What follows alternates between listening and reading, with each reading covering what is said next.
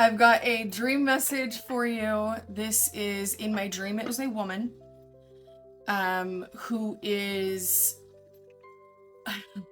essentially having her inner child disrupt her life. This inner child is rooted in emotions and they are acting out. They are being very disruptive because they are being ignored, because they are being shoved down, pushed aside, and not acknowledged. In my dream, the inner child was blonde and she was at an age where she was going through a growth spurt, so she was a little bit chunky, not like heavy, but you could tell that she had a little bit more fat on her because she was getting ready to go through a growth spurt. It wasn't like a problem. It was just that very noticeable little bit before they grow up, before they have a growth spurt. I want to say like 6 or 7, maybe. I believe the adult version of this woman was also blonde, dirty blonde, maybe. But the inner child had like blonde hair, like naturally blonde hair. Now, that stuff doesn't have to, like, you don't have to have had or have blonde hair for that to resonate. That's just the way that it was coming through in my dream. But for whoever this is, you are having disruptions, internal, external, because your inner child is trying to get your attention. Your inner child is tired of being ignored, tired of being pushed to the side. There is deep inner child healing work that needs to take place. Okay, empty. That says clean, purify, empty, and practice.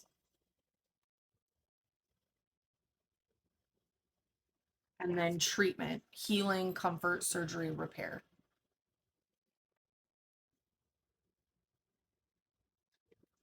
There is definitely inner child stuff that needs to be looked at, healed, purified, transmuted into, from pain into power. Because I was getting like a 6 or 7 age, this could be the age that something took place. We've got love, appreciation, fondness, respect, and trust. This could be the age that something significant happened. I would say between like 6 and 8. It was like more like 6 and 7, but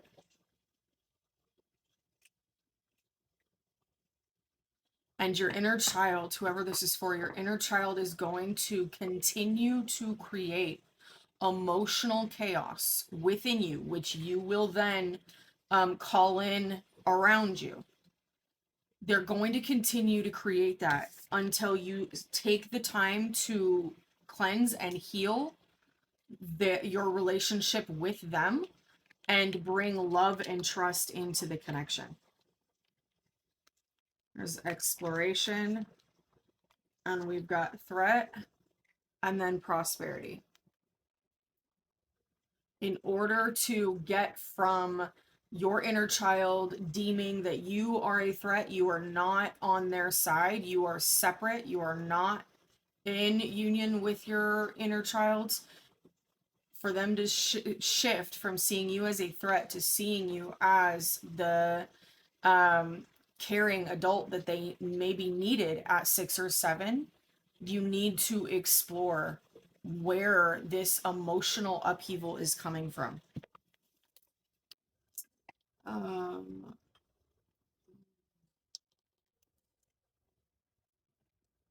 Call to the Alice in Wonderland deck. So you may be painting illusions over your childhood, or others may be painting illusions over your childhood. I just heard misremembering.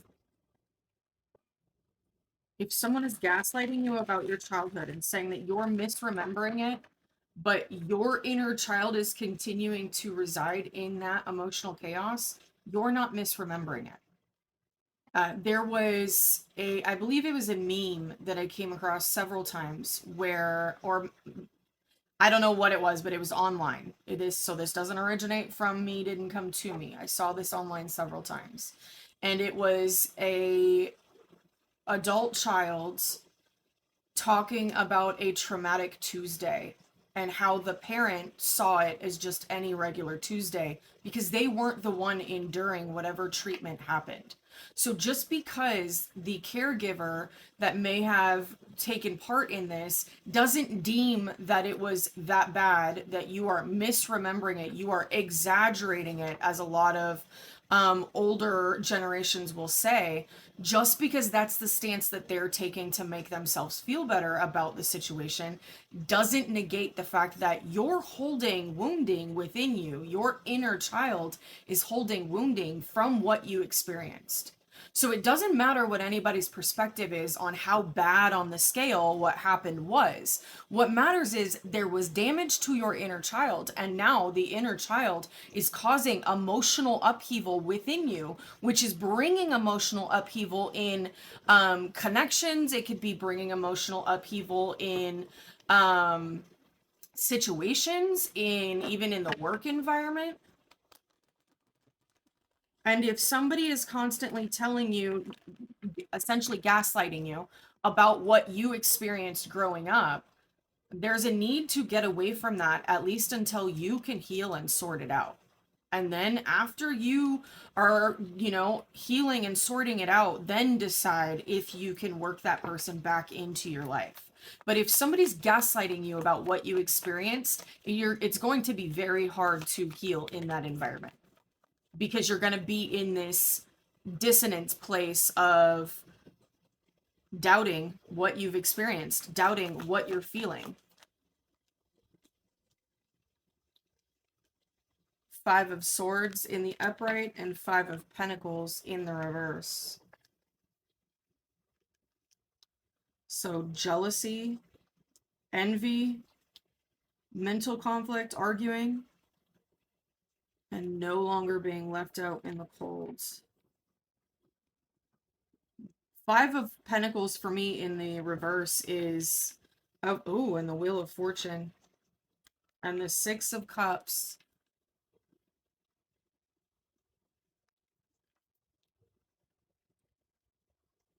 And the Seven of Pentacles.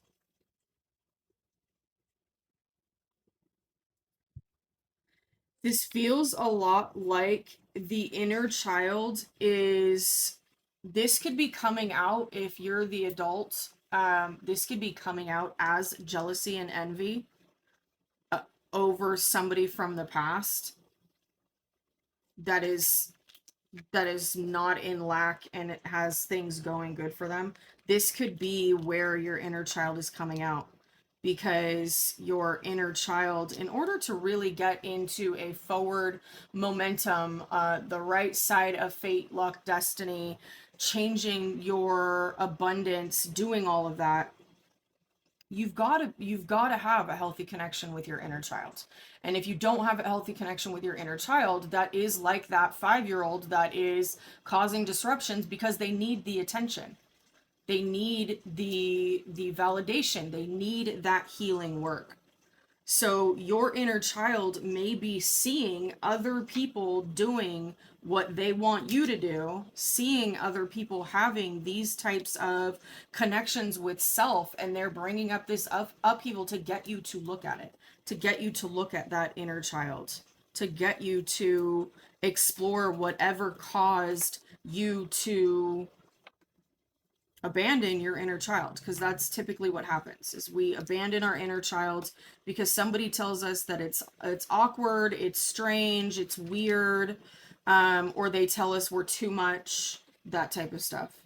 But until you start looking at your inner child and really working through and getting your inner child to trust you and having an open flowing relationship with your inner child, you're going to continue to have this emotional upheaval. And if you don't know how to do inner child work, you can start by playing. You can start by doing the things that you loved to do as a child, and allowing that to surface. And when your inner child pops up and is internally and is, wants to do something, wants to try something, exploring that. Okay, obviously some things you can't do with work, but if they're like, I want to dress in, different patterns, I want to have stripes on my pants and polka dots on my top, and I want to wear these cool funky shoes that are platform and bright purple, and you get that like urge and inkling and excitement, but then you're like, oh no, what will other people think? That's shunning, that's separating with your inner child. So instead of saying, oh no, what will other people think? Do it, wear it. Will that push you into a place of having to stop worrying or caring about what other people think? Absolutely. But every time you do that, every time you put your inner child above, in priority, in importance, above other people's opinions or what other people might think, you gain trust, you gain connection with your inner child. And when you have trust and what does that say? When you have trust, respect, fondness, appreciation with your inner child, then that inner child is no longer trying to create that emotional upheaval because they are happy, because they are one with you. They are not trying to get your attention anymore because they have your attention. Just like that kid that gets all of their parents' time and attention that they want, they're usually not causing a bunch of problems because they don't need to try to get the attention. Where that one child that doesn't really get a lot of attention is constantly doing things, acting out. They're not doing it purposefully, thinking, oh, I need my parents' attention, so I'm going to go and do this and make them mad. It's not like that. But it is a need for the attention, and subconsciously, they will do the things to get that attention.